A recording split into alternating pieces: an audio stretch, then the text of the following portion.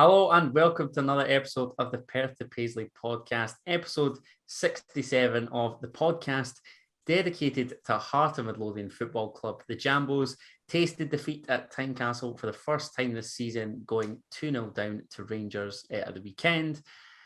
And joining me, as always, Adam Kennedy, is Daniel McIver. McIver, how are we? Great. First home loss, which to be honest, I'd actually forgotten about that stat until we just said it now. So thanks for reminding. Yeah, sorry for reminding it's all right. It's fine. It's totally fine. Now I'm a wee bit worse. But no, generally doing fine. If people follow me on Twitter, they'll see that a couple hours ago I ordered a tree that was meant to be between 5 foot and 6 foot tall, and a 9 foot tall tree has arrived. So my evening's been a great laugh. How are you? Oh, fantastic, mate. The weekend just was great, wasn't it? Thoroughly enjoyable. Like I say, before, obviously, we touch on the Hearts' defeat, I did say to you before we came on air that the only saving grace from Sunday was seeing Lewis Hamilton get beat in the Formula One. I'm not a big F1 fan, but I'm also not a big fan of Lewis Hamilton. So that saved my Sunday. I think that'll be quite controversial because I know not. I was saying to Adam, I don't even know much as that. I just saw it was a controversial win. I know nothing about F1. I hate it. I think it's the most boring sport in the world. But it's dull. But it was quite nice seeing him get beat. Judging by my Twitter, a lot of the people I follow were gutted Lewis Hamilton lost. It's going to be interesting to see how much of it. Imagine if that's the thing you get the most abuse for this week. Not your heart's opinion. Not even as though anybody needs an excuse to fire me abuse. There's another string to my bow. First of all, we're going to go around the grounds before we get into the defeat to Rangers, like we say. 3 p.m. kickoffs on Saturday afternoon, the first of which was at Tannadice, as Livingston actually did us a favour, claiming a 1-0 win against United, courtesy of an Ao Oblai penalty. Ross County took on Dundee in the Highlands and got the better of them 3-2. That was just hilarious seeing the nick of the Ross County goals. Dundee are, quite frankly, abysmal at the back. I'm not going to say too much other than that because Saturday is just around the corner, so we'll leave it at that. Some genius for who scored predicted that St Johnstone would lose 1-0 to Aberdeen at McDiarmid Park. Wonder who that guy was. And St Mirren and Hibernian played out a 1-1 draw in Paisley. Of course, the other game was on the Sunday after hours, 3 o'clock, Celtic sneaking past Motherwell 1-0, courtesy of a Tom Rogic goal. In the 3 p.m. kickoff. So what did you make of the other 5 Premiership fixtures, mate? Well, since we spoke, there's actually been 6 Premiership fixtures because we recorded before Hibs got beat in Livingston as well. So we did. So so what a laugh it has been for Hibernian Football Club this week. And Jack Dross lost his job. Yes, of course. Wow. That actually feels like an eternity ago. How is that? This must be the slowest week known to man. I was thinking that earlier, actually. I was like, oh, God, yeah, it feels like it's been at least a fortnight since we recorded. There's been so much stuff happening. But yeah, speak on Hibs for a minute. Obviously, the game against Livingston, I actually watched the full 90 minutes of that live. Oh, what a treat that must have been. Yeah, it was. In fairness, it was quite funny.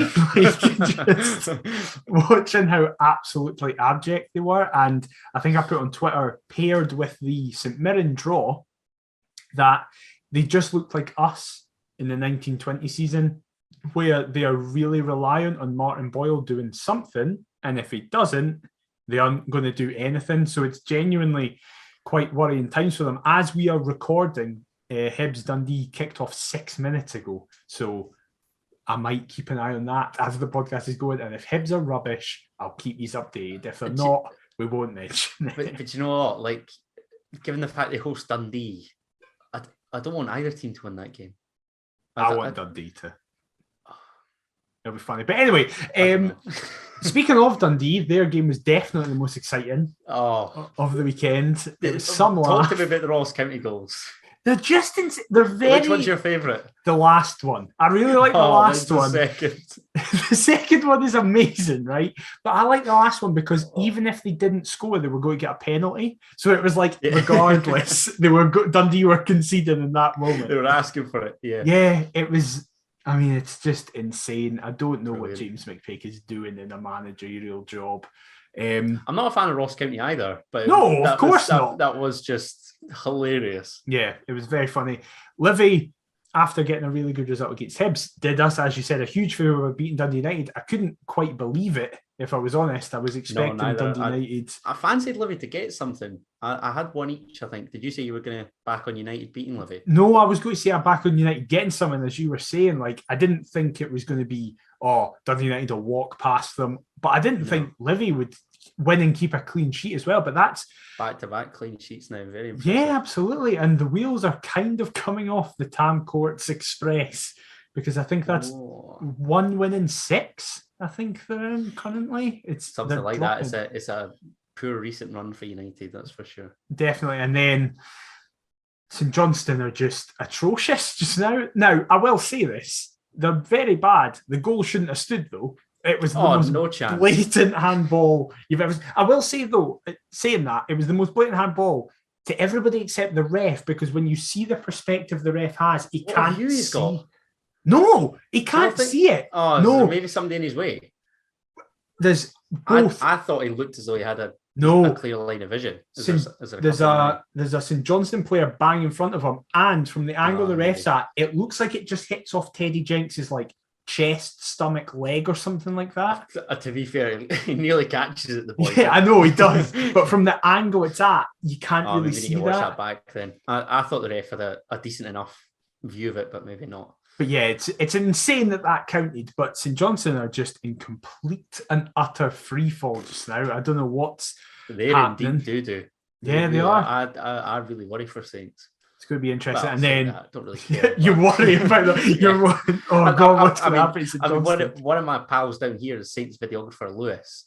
Lovely lad. But I haven't told him to his face that I think St Johnstone might get relegated. So Lewis, if you're watching, I apologise, mate. I hope you get out this rut. I'd like to see, Dundee or Ross County take that. Yeah. Rather than and then finally Celtic with. I mean, I think the performance was quite routine. The scoreline doesn't suggest as such. However, then another instance of insane officiating. Motherwell denied a stonewall penalty right at the end. Oh, the one on Tony Watt? Yes, Ralston just hugs him. He just grabs him completely and just drags him down. But that did us a favour, because now we kind of need to be looking at Motherwell instead of Dundee United, who are... It's changing week by week, isn't it? Yeah, exactly. It really is. But I think the main frustration is the fact that all the stars were looking to align perfectly, just we couldn't quite take advantage of it. Obviously, losing 2 Rangers at Tynecastle at the weekend. I want to talk about selection first and foremost. I actually didn't even take into consideration how many changes Robbie Neilson made. It was more the surprise of us going 4-2-3-1 that hit me first and foremost. I fully expected us to be 3 at the back, looking to be on the front foot, but it seemed as though he wanted to match Rangers' approach. What did you make when you saw that Hearts had changed to a 4 back, obviously excluding the personnel first and foremost? I was intrigued, is perhaps the best word. Because when I saw it, I was like, right, okay, I hadn't seen the Rangers team, but I know that they've been playing recently in the 4-2-3-1, and I was thinking, okay, that's clearly the thought process. And to be honest, I'm happy with that change. I know we'll get into the actual game, but I thought it worked well for the majority of the game. I think it's a good balance. Obviously, the 3-4-3 is the first time that we haven't started at the 3-4-3 at home this season. Now, I know some people will look at that and go, it's the first time we've changed it at home and then we lose for the first time. But I don't think it's I don't think it's that cut and dry, because if we did this against Motherwell or Dundee United, still expect a result. Yeah, exactly. Yeah. It's a bit of a shame that to Neilson, the first time he changes at home is against a team that I don't think it mattered what formation we were playing. I think we still would have been beaten on that in that game. Because I don't think the formation is at fault for the goals we conceded. Oh, no, definitely not. And if we look at the goals, it's individual errors. But if I run through the team quickly, it was Craig Gordon in goal, back 4 of Taylor Moore at right back, Stephen Kingsley at left back with John Suter and Craig Halkett, the centre half duo. In front of them was Cammy Devlin and Peter Haring. Then it was a trio. I don't really know how it transpired in truth. Josh Ginnelly was on the right. Barry Mackay and Gary Mackay-Steven. I don't know. They kept changing. They kept changing constantly. I want to say GMS started on the left with Mackay in support of Boyce. I think he did. It could be the other way around. So that was obviously the personnel selected to take on Rangers. Any real annoyances? Because obviously your mate Andy Halliday didn't feature from the start. Your other pal Gary Mackay-Steven did, however. But was there any any alterations that you would have made regarding that selection? To be honest, no. I would have played, if we were playing a 4-2-3-1, that's the team I would have played. I'm surprised you haven't gone for like Aaron McInnes in the whole supporting box and maybe Mackay on the flank. That was the only change I was going to make, to drop GMS. That just because you hate GMS. But this is the thing. Actually, no, I won't get into it just now. I'll speak about it later. I have positives to say about GMS. But it's mostly at the expense of someone else, which we will get into later. But I would have liked to see McInnes on the wide in some capacity, but I can understand why Nielsen didn't do that when against the champions and on paper the best team in the league. You want players playing in a natural position, even if they might not be on the best run of form. I think it would have been a bit harsh to say to Aaron McInnes, right, you're getting to play against Rangers, but you're a right winger when he's natural. I know he's played quite well, I thought maybe essentially in support of Boyce and maybe chuck Barry Mackay. I don't think that would have worked, because I think they were wanting to constantly rotate, and it means that McInnes would only be in a natural position 1 out of 3 times. And in fairness, I think I'd rather have Barry Mackay in the 10. Yeah, absolutely. 100%. If we actually look at, highlights and whatever, I can't fault the start. I think it was amazing. The thing with these sort of clashes are Hearts on the park need to match how up for it we are off the park. And look, I can't fault the start. Like I say, John Suter sends a long ball forward after a couple minutes. Wait, before that, Gino killed somebody in the first 10 seconds. I can't remember who it was. Who did he take out? I can't remember, but in the first 10 seconds, he just went through everybody. And it was like, yes, this is what we want. And then that was the best thing he did all day. That's the definition of letting somebody know that you're there. Yes, exactly. Straight away. Yeah. But the chance that I was going to come to was John Suter sending a long ball forward. Liam Boyce gets goal side of Connor Goldson, I think it is, and lets the ball bounce a couple of times before he looks to dink over Alan McGregor. Now, I've got my own theory as to why this didn't result in Hearts taking the lead. David Kennedy, if you're watching, hang your head in shame, because obviously I drove up on the Saturday afternoon ready for the game, and I was watching Soccer Saturday with my dad. It was nice seeing the scores come in, seeing Dundee get beat, great, all this shenanigans. And he goes to me, what are you thinking for tomorrow? Oh, I don't know. I'm sort of quietly confident. I feel as though we can get something. And he was like, well, I don't know. Liam Boyce is 9-1 with Bet365 for the first goal. I was like, 9-1? That's quite a good price. Then I discovered that obviously the big man backs it.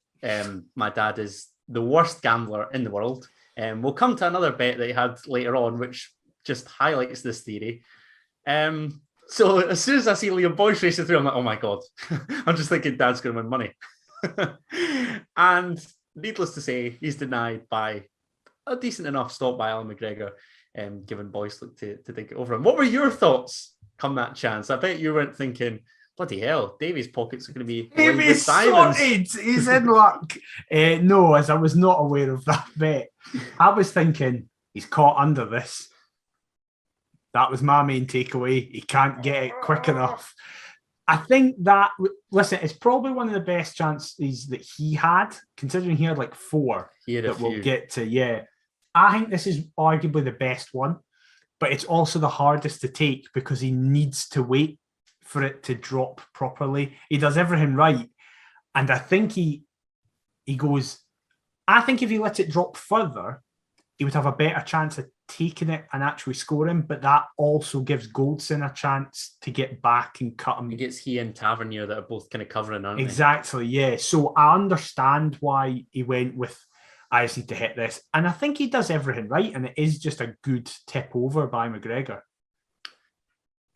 Can't disagree. And Hearts look to have the better of the proceedings within the opening 5 minutes. There's another chance where Craig Gordon chips it out to Taylor Moore, slides forward for Josh Ginnelly in acres of space, looking to get behind Borna Barisic.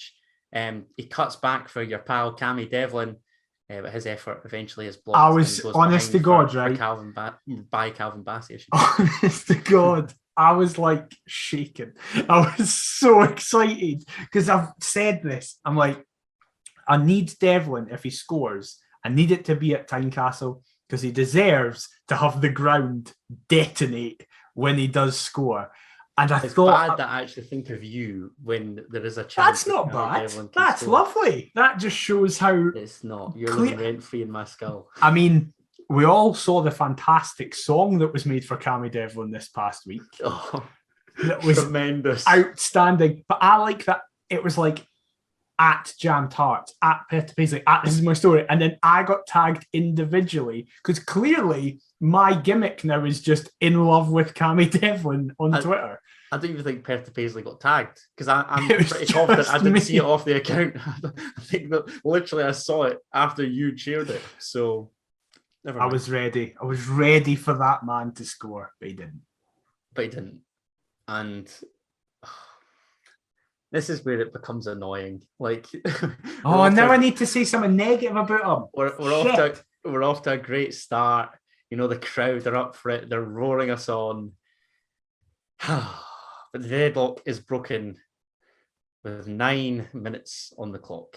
Connor Goldson sends one forward for Ryan Kent, who spins away from Taylor Moore. He does Taylor Moore completely. He looks to send Taylor Moore back down to Bristol, doesn't he? Yeah. Really. Crosses to the far side. Fashion Sakala gathers. My frustration here is both Devlin getting done. So we've got Moore getting done, Devlin getting done. But Kingsley and Halkett, why do you both commit to the ball? Because Sakala can then just cut back for Morelos. Somebody of his caliber, it's a simple finish. Ryan Kent hops over it to ensure he's not offside. And before you know it, the ball's in the back of the net. Heart Midlothian 0, Rangers 1. Yeah, I think the logic, I mean, it's not logic, but I mean, I think the logic in their own heads, both Halkett and Kingsley, was that they both thought neither of them were going to it. So Kingsley was like, Halkett's not going to this, I need to shut it down. And Halkett was like, Kingsley's not going to this, I need to shut it down. And they both moved at the same time. I think for me, there's a challenge. We have a highlight later on where there's a challenge that Craig Halkett makes on Alfredo Morelos, which is brilliant. I love Stephen Kingsley to bits, but for me, I think because it's on his side, he needs to come on over and sort of not usher Sakala out to an extent, but certainly press the ball and make it tricky for him, which he just doesn't do. And like I say, it's the easiest of finishes for Morelos. 7-7, I heard Laurie say in commentary for the Colombian now against the Jam Tarts, a ridiculous record. But the frustration for me is just that it's so easy so early on. Wait now, that can't be right. How? Because he didn't score against us at Ibrox. No, but he might have grabbed. I don't think he's ever grabbed twice. I don't think he's ever scored twice against us in the last 7. Oh, well, do you know what? Pull Laurie up for it. I don't know why you're getting on at me. I'm just don't shoot the messenger here, mate. I'm just giving this stat. I might be wrong. I just can't remember a game in the last 7 games where Morelos has scored twice against us. However, that's 7 games, which will be going back a few years now, considering we didn't play them last year at all. So I'm maybe just blocking a game out from my mind. What a buzz. And then, that start, the momentum just goes. There's another chance shortly after where Cammy Devlin's dispossessed in the middle of the park. Ryan Kent crosses. Sakala takes down superbly after Kingsley misjudges the flight of the ball. And he looks to just smash it in at the far post and it just trickles wide. I don't want to say that it was a warning because we're already 1-0 down, but it was certainly a let-off, wasn't it? Yeah. This was just part of the 8 minutes of what the fuck's going on? From every single person on the park. For 82 minutes, we were great. And for 8 minutes, we looked like 11 guys who had never played together. And in that 8 minutes, Rangers just went, right, we're putting the game to bed here. So it's just so... Us. Yeah, so evident of our season. There's games where we perform well, don't pick up a thing. And yet we've been rubbish on occasion and come away with 3 points. Mm-hmm. Yeah. Hearts, man. This football club, honest to God, is actually going to be the death of me. It is, fully. The frustration that I felt after Sunday, because you're right, we actually did perform well. I just get the impression that, what's this? Now it's past 8 o'clock on Tuesday night. I feel like Hearts could still be kicking ball now and they still wouldn't have scored. Genuinely. Like, what more did we have to do? And after 13 minutes, Rangers make it 2. Connor Goldson sends a long ball forward for Joe Aribo, who just... There was a couple times in that first half where he'd made this exact run behind our centre half. Like, how have we not picked this up at this stage? Makes the run behind the centre halves, gets the better of John Suter anyway. A lovely first touch, which the ball's still away from him, but it's still firmly in his control. A player who is in a rich vein of form, probably one of the standouts within the Scottish Premiership this season. After, like I say, takes that first touch, blasts past Craig Gordon, and it's 2-0 Rangers, 13 minutes on the clock. And you just get the impression that it's going to be a long afternoon ahead of us. I literally, as soon as, I think it's immediately after the goal, about 90 seconds later, they have another chance where they kind of just piled bodies forward. And I turned to my brother and went, this is going to be a long afternoon. Like, this could get really bad if we continue. It was all set up to be an absolute doing, wasn't it? I honestly thought, so what's that, like 12 minutes with 2-0 down or something? Like 12, 13 minutes, yeah. Yeah. I was thinking this could be 5 at half time. If we'd continued in that 8 minutes of just like everything we touched was just immediately going back to Rangers, and every single time Rangers pushed forward, it looked like they were going to score. This is what I was going to ask you, because you're right in that you said that for 82 minutes or whatever it was, we were great. Do you think a big part of that is just Rangers taking their foot off the gas? Because yes. I'm not going to lie, had Hearts scored to get one back, then okay, maybe nerves begin to kick in. You know, the crowd are amazed at the fact that we're trying to claw ourselves back into the game. Rangers maybe on the back foot a little bit, but it didn't seem as though that was going to be the case, despite them. Obviously, we dominated possession. They've let us have most of the ball. It's just a case that we've not really, like, we've carved out chances, but just not been able to take them. Do you think that's a big part of why Rangers weren't all that impressive for the rest of the game and we probably shaded it? Yeah, but I don't think Rangers fans will be happy with that, because I think there's an element of they should have put that game to bed. I know you could say scoring 2 inside like 8 minutes is putting the game to bed, but if they'll just be happy with 3 points at Tynecastle, given absolutely their record, though, mate. Absolutely, but if you look at it and in the bigger picture, you could go, why didn't we? Because if they get one more goal, that's it. Game's dead. We have no chance. I get what you mean. It's like McGregor. I thought Bassey was excellent. Yeah, Goldson. These guys have had to bail them out to an extent. Yeah, McGregor. I think McGregor got into the SPFL Team of the Week. Like, that shows. He got in the Who Scored one. Yeah, Richard Cobb. If you're listening, I didn't write the article, so but he managed to make. He's lying. He's lying. He did. I do think to an extent we played so well because of Rangers sitting back, but at the same time we made them sit back. I can't remember seeing Rangers defend so deeply at Tynecastle for such large portions of a game. It's just annoyance that we couldn't make the opportunities count, because again, there's one on 17 minutes where John Suter slides it out to Josh Ginnelly on the right-hand side, does well to keep it in play under the attention of a few Rangers players. Cammy Devlin then scoops inside for Barry Mackay, close range, but again, perhaps it's just that little bit too crowded, and Rangers look to play it out before Peter Haring stupidly fouls on the edge of the Rangers box. And it's these little instances that get me frustrated. I just felt that's a needless foul. We're trying to get back in the game. It sort of kills off the ascendancy, because then they've got a dead ball situation. All right, it's on the edge of their own box, but it takes away that, I don't know. Do you know what I mean? Like, we're sort of in the ascendancy, we're trying to put them under the cosh, but it just kills it, something like that. It's just frustration. You could see it. Where it's that thing of like, for God's sake, we're playing really well. Why haven't we scored yet? And I'm just thinking, don't foul. Yeah, I will say it's very soft. It is very soft. But they know what they're doing as well. But exactly, yeah. Haring's given them the opportunity to go down easily and just stop all the pressure. 100%. Do you know, I actually feel as though first half there was a couple other chances, but we probably performed better in the second. John Suter slides through for Liam Boyce on the turn. That was pretty unlucky.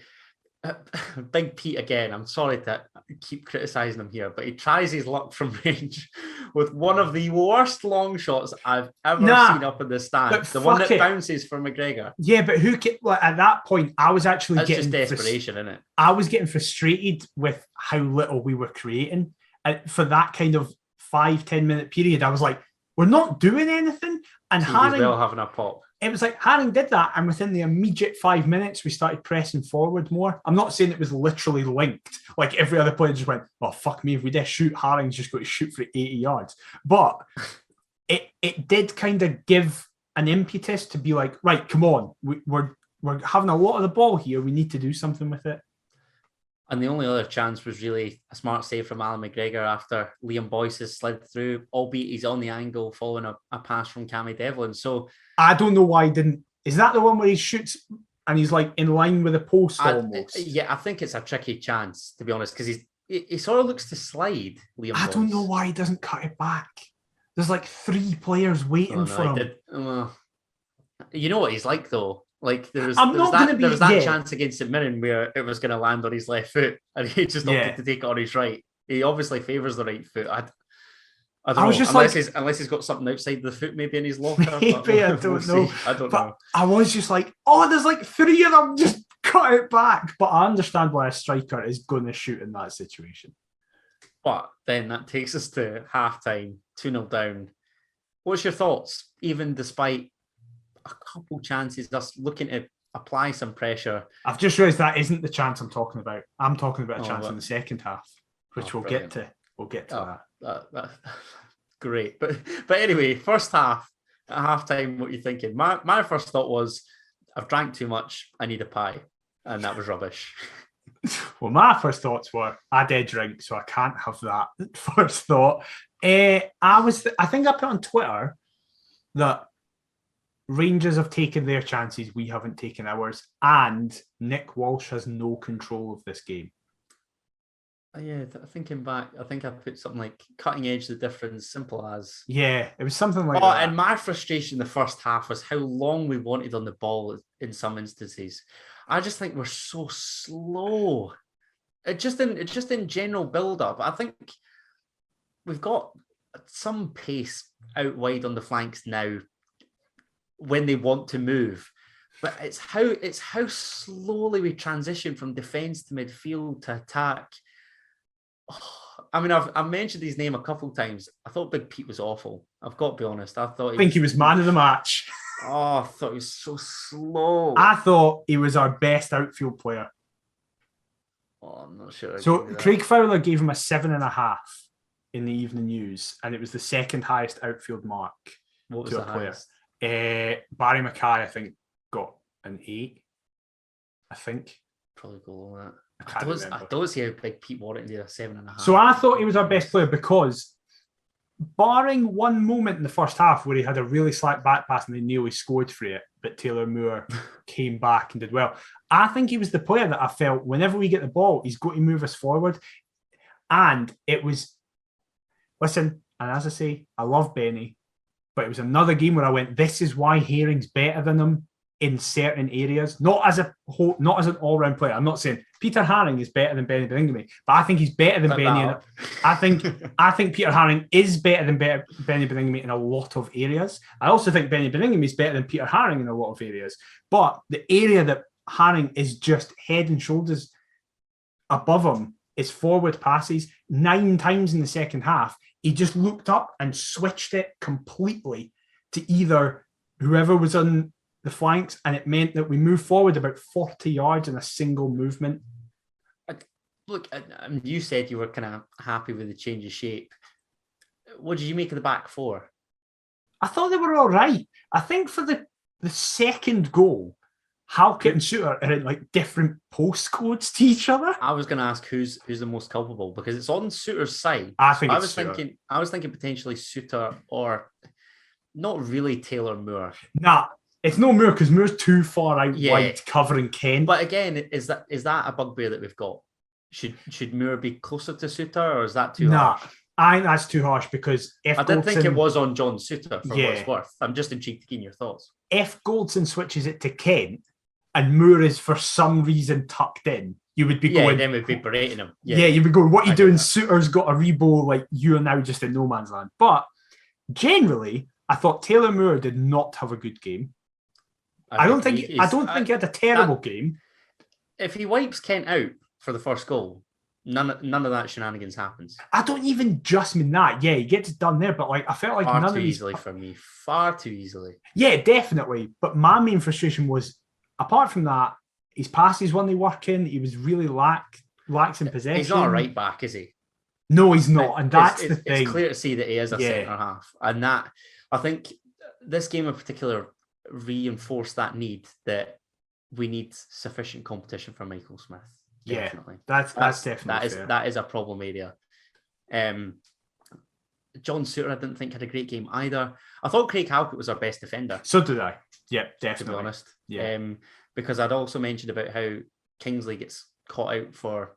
Kingsley also... In fairness, Fashion Sakala is absolutely rapid. He I is. could not believe how quick he was. But there was 2 moments in about the 70th minute, immediately following each other, where Kingsley showed him in sight. He didn't show him at the byline, and Sakala just ran forward in a straight line, and Gordon had to save them, or Halkett blocked them, and there was like a groan from the crowd. They had a spell on top in the second half, didn't they? There was a groan from the crowd, not of like, oh, for God's sake, of like a, what are you doing? Like, you're not an 18-year-old who doesn't know what you're saving Kingsley. Like, how are you showing him in sight? So yeah, I didn't think he had a great game either. No, so Halkett, the outstanding candidate within the back four. I didn't think Big Pete had a great game. I didn't think Cammy Devlin had a good game. Devlin didn't. Barry Mackay, obviously, we're going to come on to Josh Ginnelly and his sheer stupidity. Gary Mackay-Stephen. I just thought he did nothing. Average. Like, he just did nothing. And Boyce was... But I say Boyce, I was going to say Boyce was star of the service. Boyce had plenty of chances, just didn't have his shooting. He just didn't take them yet. I saw he apologised to the team after it. That's nice, Liam. So he was like, that's okay. He said to the press, he was like, I went in and apologised because if I take even half my chances, it's a totally different game. Interesting comment, that. Look, if we touch on the second half, I mean, I've got notes of a couple of chances. There's 47 minutes where there's a short corner that we take. Fantastic. I actually thought they were quite good. I thought the short corners were quite good. Well, and this is what I was going to say, because there is a chance that emerges from this one. It's the trio that support Liam Boyce. Gary Mackay-Stephen eventually receives it, your mate, and looks to catch out Alan McGregor at his near post, but a goalkeeper of his experience, that would have been nigh on impossible. Then, of course, we hit the bar. Josh Ginnelly receives a ball over the top from Haring, which he does pretty well to control. It was actually, to be fair to Big Pete, it's a lovely ball. I can't fault the ball. And Josh Ginnelly chests it down, gets the better of Calvin, or no, it's not Calvin Bassey on the left-hand side. I don't even remember this chance, so I'm sorry. Borna Barisic, because he crosses for Calvin Bassey, who deflects it onto his own crossbar. Oh, that chance, yeah. I couldn't believe that didn't go in. I couldn't believe. Neither. And I thought Liam Boyce was going to be lurking. And even then, where it lands, Boyce is actually more toward goal than he is the ball, which is the big annoyance for me. So that's obviously us hitting the bar for the first time in the game. We'll come to the second one later on. John Suter feeds over to Barry Mackay. It's a 1-2 with GMS. Mackay's sort of on the angle, looking to bend one into the top far corner. That fails in doing so. And yeah, then kind of Rangers are on top. There's a couple Scott Arfield chances. How he didn't score is beyond me. Yeah. One where he's played clean through, decent save by Gordon. And there's one where he looks to kind of stab home. I think it's after... Yeah, Gordon saves from Morelos a couple times, doesn't he? Morelos has played through. And then Scott Arfield just drags his effort wide. And they'll be kicking themselves as well with a couple chances in that second half. But ours are just the annoyance. And I'd said about Liam Boyce being first goal scorer, we're about to get to David Kennedy's second bet as Stephen Kingsley steps up for a free kick. And who did the big man have anytime? Stephen Kingsley, 14-1 or something like that. So could have been absolutely caked in it. But needless to say, he's not, because he's a terrible gambler. And thankfully, that's not a trait that he's passed on to me, but we move. Yeah. Smashes one off the crossbar. Is this the moment that you think we're not scoring today? Yeah. Stephen Kingsley, we've waxed lyrical about his free kicks, his dead balls, all season long, and he just smashes one off the crossbar with a tremendous effort. I was about to say, if he'd scored that would have been the best one he's ever scored. Undoubtedly. And that was the thing. I said, I don't know if this was just tongue-in-cheek, but I can remember saying, this is going straight into the wall or ballooning over the bar. I'm hoping to jinx him and just, reverse psychology to see it sail into the top corner. But needless to say, I think that pretty much summed up our afternoon in front of goal, mate. Yeah, definitely. I'd want to, because if I'm right, I can't think of a single other chance after that. Am I right in saying it? There's one where Ben Woodburn comes off the bench. That would have silenced me after my tirade against him last week, where he looks to kind of curl one into the bottom corner. Oh, yeah. And then Liam Boyce on the follow-up is denied by Alan McGregor. Right, anyway, so no is the answer. There is no clear chance. Not really. So, I want to speak about two things here. First of all, Nick Walsh, and second of all, Josh Ginelli. Okay. So, Nick Walsh, right? I don't think he made a decision that defined the game. So you know how you have some refereeing performances where it's like, that decision is so terrible, it's changed the game because one team should have had this or another team didn't get that and stuff like that. I don't think he had anything like that. I don't think he had a game that was like the big moments of the game he's got wrong, which you can throw at some referees. Yeah, there was nothing that could have changed the complexion of that game. No. However, from the first minute, he had no control of it. It was unbelievable how much he let Rangers get away with. Today in the press, Craig Fowler sat down with Cammy Devlin, and Devlin was saying that he couldn't believe how early Rangers started to time waste. 20 minutes in, McGregor starts. Time wasting for a goal kick. Alan McGregor. Craig Gordon gets booked after Morelos dives, and he's incensed with the decision, quite rightly so. Alan McGregor receives a warning for time wasting from Nick Walsh, one of the most pathetic things I've ever seen. But this is the thing. So he eventually gets booked and he's raging. He got booked. What are you raging at? He got booked in, I think, the 78th minute, right?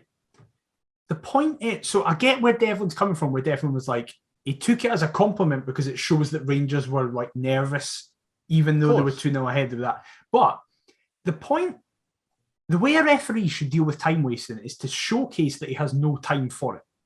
So, if a player does it once... What are you saying? Book at the first instance? No. So, if a player does it once, you go, I'm adding time on here, enough of that. Then, if he does it again, you book him, whoever it is, because it's then setting a precedent of going, I'm not accepting this. Waiting until the 60th minute to warn him just tells him, I'm fine with everything you've done up until this point. And then, waiting a further 18 minutes to finally book him, says, because what does that do? McGregor's already time wasted for the majority of the game. Even if he went, all right, okay, I went time wasted the rest of the game. Well, you've already done it. Like, that's the frustration that came with it. And the amount of yellow cards he handed out for challenges that... I think it was 11 in total that he handed out. Yeah, it's insane. Like, that game did not merit that amount of bookings. And when you see that amount of bookings, it tells you that a ref just has no control. When a ref has to constantly use his cards in a game where every supporter goes, it wasn't very fiery. There wasn't like huge challenges. In a derby, that might happen because every challenge is intense and you could go, okay. It's chaos. Yeah, exactly. But I don't think there was a single challenge in that game from either a Hearts player or a Rangers player where I felt that's a really bad challenge. No, listen, we're going to attach that clip and send that off to Scottish FA. I'm sure they'll be delighted to hear your stance on it. Perhaps this could be the beginning of full-time referees. Yes, us saying, fuck you, Nick Walsh. Then we'll get all the full-time refs in. Actually, this is a debate that I wasn't planning on asking you this, and it's off the cuff. I know it's entirely random, but I was thinking when I was recording yesterday, like, do you think there's a best and worst Scottish referee anymore? Because I'm adamant that they're all pretty much on an even keel. I don't think it really matters who takes charge of your game at the weekend, because you know that they're just going to be jobbies, for want of a better word. In the last few days, we've literally seen it. Like, as I said, whether or not I'm right with the angle that the ref's looking at with the Teddy Jenks situation, it's still a shocking decision to allow that to happen. Last podcast, we spoke about everything that happened with Celtic. In the Livy game that we had, Bruce Anderson is incorrectly called for offside. In the Livy game that followed with Hibs, Martindale said that he was on the right side of the officials this time. Every single week you can go, there was an issue. I'm even thinking a couple of weeks back, recording the pods, we'd had Bobby Madden and his controversy at Tannadice, obviously sending Finso Ojo off wrongfully, in my opinion. But there's so many examples, even in the past few weeks, where you can berate refereeing decisions. It's just ridiculous. So, maybe this is one for like our older listeners. Has the standard of refereeing ever been this bad? Is it because we're getting older that we're finally realising just how dross the referees have been for so long? Or what's the script? Like, it cannot possibly have been this bad for years on end. Tell me that. It would be interesting here. Can we now can we speak about the one thing that was worse than Nick Walsh's performance? Yes. I believe you're going to chat about Josh Ginnelly. Yeah. What was his first booking for? His first booking was because he shot. And That's it went right. miles wide. As though it was going to deflect. And he got annoyed. Sure. I actually think it was closer than it looked. I've only seen it that once, like the light when I was there, and I was like, "That's well wide." But if he's adamant that it's deflected, then he's got every right to moan. Yeah, I thought it was a harsh booking, considering he hadn't done anything up until that point. And that's exactly what I was going to say. That does not warrant a yellow card. No, not at all. If that's the referee's first interaction with you, that just speaks volumes. Yeah, exactly. But carry on. But then, right, I've made it clear in recent weeks my issues with Ginnelly, where I don't think he's up to the standard. I think he's nothing more than a super sub at this point. Both in agreement there. I think so. Every single week, my dad always says, I hear about all these pundits speaking about his blistering pace. When does he ever use it? And I get what he means by that, because every single time Gino gets it and has space, he cuts back. The amount of times you earlier in this podcast were going, we had a chance, Josh Ginnelly picks it up, he cuts back and plays it back to somebody. He just seems to have no confidence about himself, ever. There's no tricks, there's no flair, there's no real willingness to take anybody on. It seems as though you've got to slide it through to him in behind. That's the only chance that we're going to be successful with Josh Ginnelly in the side. But then a situation that we shouldn't be speaking about Josh Ginnelly in ends up speaking about Josh Ginnelly, because Cammy Devlin and is it Barisic?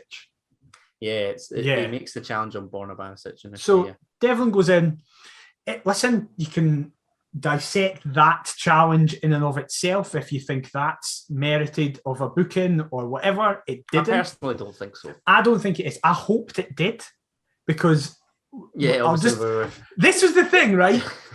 He was booking everybody except the one guy we needed booked, and that was now like the 80th minute, and I was like, this is going to be a disaster. Everybody else is booked apart from Devlin. We then didn't have to worry about it, because I think the challenge Devlin gets his booking on is less of a booking than that. Yeah, but it screams of a player going, this game's lost, we're down to 10, I need my booking, because I cannot miss the derby. I need to feature in the derby, 100%. Which, by the way, then Peter Haring just gets booked for a laugh immediately after it. There was a guy behind me in Section N who there was like a challenge that didn't involve Cammy Devlin whatsoever. And I think we were all that incensed by the officials, but he just screamed at Dobby's lungs, book him, book Devlin, book Devlin. He's like nowhere near the action. I thought it was hilarious. Well, Devlin was very much near the action with this. And listen, him and Barisic get into it a wee bit, which is understandable at that point. We're frustrated. They're having a laugh. There's no need for Borna Barisic to react the way he does, though. No, but I understand why he does. It's to get in the mind of Devlin, who is notorious for not needing a lot to wind him up. Rest assured, that'll have been part of Giovanni Van Bronckhorst's team talk. Exactly. 100%. But you actually see that very quickly, Devlin and Barisic have calmed down and they almost like shake each other's hands and go, okay. At which point, Josh Ginnelly, for some reason, comes steaming in and gets right in the face of Barisic and gets a second yellow. Now, I want to ask... I get they're decent teammates, and I appreciate you sticking up for your pals. But that's not what that is, because the situation's done. See if Barisic was getting right up in Devlin's face. He's actually more interested in Barisic and whoever else. Yeah, exactly. In blue. Oh, come on, Josh, man. I know you are in charge and hosting this episode, but I have a question for you. Carry on. What was the reaction like in your section when Gino got sent off? Don't even get me started. I'm delighted that you've brought this up. Why are people clapping him off? It was unbelievable. I couldn't believe it. I couldn't believe it either. Like, what are you clapping for? It was mental. Folk behind me stood up and gave him a standing ovation and clapped. It was terrible throughout his 80-odd minutes. Yeah, and then you're clapping him being sent off. See if he had played really well up until that point, I'd go, still don't applaud him for getting sent, unless the yellow, unless he got sent off for something that was never a red. Watch him wander off, show like a tiny bit of solidarity. Okay, maybe don't applaud, but that though, like what? Like for example, remember that Sean Clare? Well, that's what I was going to come on to. The Sean Clare one against Aberdeen, where he's sent off, he has no option but to take out the guy. Yeah. Was smart till I think it's Niall McGinn equalised from the free kick, if my memory serves. But he gets a justifiable standing ovation because he played really well up until that point, and it was like, we understand why you've done that. Do you know it's completely avoidable? Is that how far we've fallen in terms of a football club that we're actually applauding? Like, is that the stand? Is that the bar? That we're applauding that? I couldn't believe it. For sheer stupidity. We touched on, what was the game? Dundee at Tynecastle. And Ben Woodburn should have been sent off because he elbows, I think it's Jordan Marshall, on the touchline. If Ben Woodburn had been sent off then, would he have received, barrel loads of applause? I can't even speak. I do not understand why on earth you're clapping that. It was insane because, listen, it's the 80th minute and we're 2-0 down, right? There's not a lot of hope, but keeping 11 men in the park, Robbie hadn't made his subs yet. You could see that people were warming up. So it's like, listen, we might get something from this game. With him, that's it. As soon as he gets sent off. Yeah, exactly. But as soon as he gets sent off, that's it. We have no chance of getting anything. I'm actually delighted and annoyed that you've brought that up because that did irk me. That's what I mean. It's like, it's just so pathetic from him. It's pathetic from someone who has had a terrible performance, a terrible season so far. Do you think he's playing up to the crowd in that respect then? Don't know. I'm going to stick up for Cammy Devlin because it shows that I care, when in reality, I don't know. My performance has been below par. But I'm delighted he won't be featuring for this upcoming game because I'd rather not have him. No, and listen, we've spoken enough about the Rangers game at length, so let's move on to... I was going to preview Dundee, but I think what's probably more important for me is, given how quickly the festive fixtures come, thick and fast, we now have 3 very winnable games. Dundee at Dens on Saturday. We have... it's Ross County on Boxing Day. And then St Johnstone the following Wednesday. Yep, 2 weeks after this podcast release. Yes. So, what is your points tally from the 3 games? 9. Has to be 9. We should be winning all 3 of the games. I wouldn't cry at 7. Drawing at Dundee and beating Ross County and St Johnstone. But it has to be 9. It has to be 6 points from the 2 home games, definitely. Yes, absolutely. I agree with that because Dens is historically a shit place for us to go. We are atrocious there. I'm in 2 minds of it going up to Dens because I'm out with the Talk Scottish Football boys on the Friday night, and I've only seen Hearts win at Dens, so I thought I've only seen Hearts lose. Well, I thought rather than, like Paisley when I opted not to buy the pay-per-view, that worked miracles. I avoided Livingston. That's done us a right U-turn. There's a part of me that just thinks if I don't end up going to Dens, we're going to drop points and it will be my fault. But I really don't know whether I'll make it or not. I remember Boxing Day 2017. No, Christmas Eve. Going up then. Liam Smith having the worst game of his life and we lose 2-0. Yes, potentially. I can remember us being 2-0 up under Cathro around. It was a December game against Dundee. Yeah, I was at that one and all. And we got beat 3-2. Yeah, I was at that one and all. Jesus. Yeah, not a good place for us. I can remember seeing that come through on the scores because I hadn't been to Dens at that stage. My record wasn't, looking good then. I'm not good up in Dundee. Hate Dundee. But, so as a result, I won't accept a draw, but no, it wouldn't be the worst thing in the world if we then go on and win the next 2 games. But I still think we should be looking at going there 3 games against 3 of the 3 bottom 3. We should be winning all 3 of them. And, I think off the top of my head, I'm pretty sure Dundee United are at Ibrox on Saturday. Yes, I think they are. But then Motherwell hosting Johnston, so they'll probably win that. Yeah. We need to win all 3. We need to win all 3. We do. Let's chat about the Dundee game now because obviously Josh Ginnelly will be suspended. Michael Smith back from injury, do we know? I hope so. I don't know, but I hope so. Any changes that you'd make heading up to the City of Discovery? Yes, I would maintain the 4-2-3-1 because I thought we played well in that. And I think against lesser quality opposition, we would have won that game. Okay. Including not having that 8 minutes of mentalness. I just think it's individual errors at the back. And exactly. It's not as a result just a culmination of tactics. Of that, isn't it? Yeah, that's fair enough. So I would play Gordon, Kingsley, Halkett, Smith, if he's fit, at right back with Suter in the middle alongside Halkett. If not, I guess Taylor Moore, whatever. Yeah. Right, chuck them in there.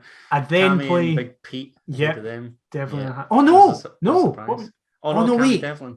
But is Devlin suspended for Ross County? Well, that's what I was going to ask because I thought I'd seen it doesn't. Yeah, for Boxing Day. Yeah, it doesn't come into effect for 2 weeks.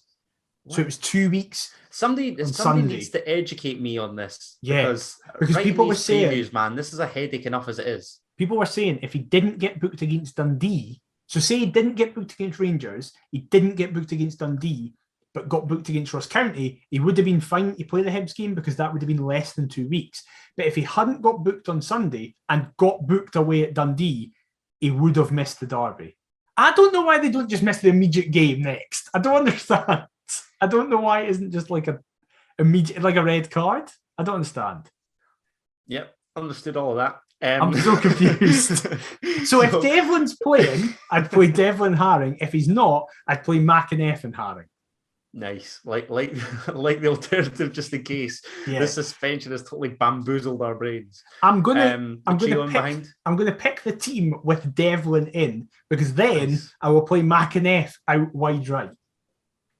Right. Okay. Barry Mackay in the 10, GMS on the left. And wow, persisting with your mate GMS. Because I know Woodburn did all right when he came on, but I don't trust him. And I'm not being funny. The game's dead. Yeah, exactly. Anybody can look good then, particularly when we are in the ascendancy trying to get back into the game. I will say this. This is risky. Oh, God. I wouldn't mind, instead of GMS, Cochrane. Because against Livingston, for the second half, Cochrane had to play in that position for the entirety of the second half, and he was all right. Why is Alex Cochrane not featuring? Because of this change of system, and I hate it. I hate that it's killed him and that he's just out the team. I can't say I'm a fan. So you know what? Fuck it. I'm putting 2 players out of position in this 4-2-3-1. A centre mid at right mid and a left back at left mid. Yes, that's what I'm going with. Fantastic. Robbie, if you're watching, take that on board. Exactly. What are you going with? Oh, Christ. Gordon in goal. Am I going 4 at the back or am I going 3? We've been shit whenever we've played the 3-4-3 away from home. Yeah, and do you know what? I feel as though away from home we've been outnumbered in midfield more often. Yeah, exactly. So, yeah, okay. I'll go Smith, if fully fit, obviously. Suter, Halkett, Kingsley, that all picks itself. Oh. Devlin, if available. Oh, just stick with Big Pete. Don't get it twisted. I do like Big Pete. I do. And both away games that we've just had, he controlled the middle of the park completely. Yeah, he's been good. He's been good. Yeah, do you know what? Big Pete with Mac and F further up. Mackay on the right. Mackay Stephen on the left. And Boyce up front. I'll go with that. I think that's fair. That's basically the team we started against Celtic, almost. Yeah. We just had Woodburn in for GMS. Yeah, he's nowhere near the 11 for me. Right, so you're saying what we're saying in terms of the score, because then that leads on. Like, this has to be a win to set us up nicely for the 2 home fixtures for me. Again, wouldn't cry if it's a draw, but then I just think it's more pressure on the 2 home fixtures after that. Actually, no. Do you know what? I'm saying I wouldn't cry for a draw a couple times. Dundee ruined my day when we played them at Tynecastle. We should have buried that game. So no, it has to be 9 points. It has to be a win and get revenge on these bastards. Come on. That's the team talk. Robbie, Done. Get that up. Yeah. Get that played. Thanks very much. Stand. Come on. We're going to get beat now because you've said that. That's absolutely. I'm going 1-1. A repeat of the Tynecastle game. I'm gonna say that for who scored again. Reverse psychology. What are you saying for this though? To be fair, actually, go and search what the Dundee score is right now. They're losing to Hibs from and this is the exact description: a wondrous Paul McMullen diving header own goal. Wow. And prior to tonight, they'd conceded 6 league goals in 2 games. Do you know what? I'll say on here, I'll be brave. Dundee 0, Heart Midlothian 2. Oh. How often do we keep clean sheets away from home, though? Another 2-0 win in Dundee, just like at Tannadice earlier on in the season. Just across the road. That's it. That same street. Come on, boys. Is that no real differences? Is that the only away game we've kept a clean sheet in? St Johnstone? No, Livy. No. Oh, Livy. Literally Livy, like United. Not St Mirren, because we conceded. Not St Johnstone, because we Not St Johnstone, because we drew. Obviously, Celtic, we've got beat not Celtic, Ibrox. We've not played Hibs yet. Yeah, I think so. What, 2? Yeah. Up in Dundee and away at Livy. Unless we're forgetting something insane, because we lost to, obviously, Motherwell, Celtic and Aberdeen. We drew with St Johnstone. Why do I feel like I need to search this now? Nah, because then we did against Livy, we did against United. We played 9 away games, won 3, drawn 3, lost 3. So the 3 wins were Livy, United and St Mirren. And we've only kept clean sheets against Livy and United because the others have been draws. And you're now going for a 2-0. Hey, as you say, it's the same city. Stage. It's the same city that we did it last time. Same street. No excuse. Against a supposedly worse opposition. True. It's got to happen. And then obviously that'll take us into the 2 fixtures that we'll touch on next week, no doubt. Great. That better be some laugh. 9 points, please. 9 from 9. Come on. Well, do it. You've heard from us, and massive thank you from hearing from us and for listening. Bit of a shorter one because it literally all that's happened is the Rangers game. Like, it's actually been a quiet week for news, really, which is weird. The soap opera that is Heart of Midlothian. It seems as though a couple of like the main cast are off like in the jungle or something. We don't quite know what's happening. Exactly. And also I'm hosting, barely did any prep for this, and was quite frankly depressed on Sunday after watching it. So I'm sure you all share that same viewpoint. Delighted that my shift hosting's now over. See you in a couple of weeks. Well, until then, you can get us on Perth to Paisley at all the socials. It's below us on the YouTube version, but also for the audio listeners, that's how you can get us. We're also Perth to Paisley 1874@gmail.com. If you want to chuck us a wee email there as well. If you are listening to this on your podcast platform of choice, please leave us a review. We've actually seen in the last couple of episodes, a massive uptick in that. So huge thank you to everybody. It's really helped pushing us up because that's how the algorithm works. Additionally, if you're watching this on YouTube, please leave a like, subscribe, and comment. We read everything that is on the YouTube videos. It really does help us. Thank you so much. Adam, where can they get you on social media? They can get me on all the socials at Adam T. Kendall to fire some abuse personally rather than through any of the comments or all that jazz.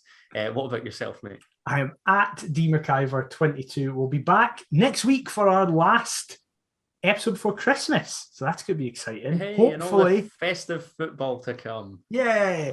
Hopefully covering a win up in Dens, and then we'll be previewing the Boxing Day game and all other stuff that comes in for that. But until then, we'll see you next time. Thank you for listening. Bye-bye. Keep the faith, Mother Jai teams! That was an intense one.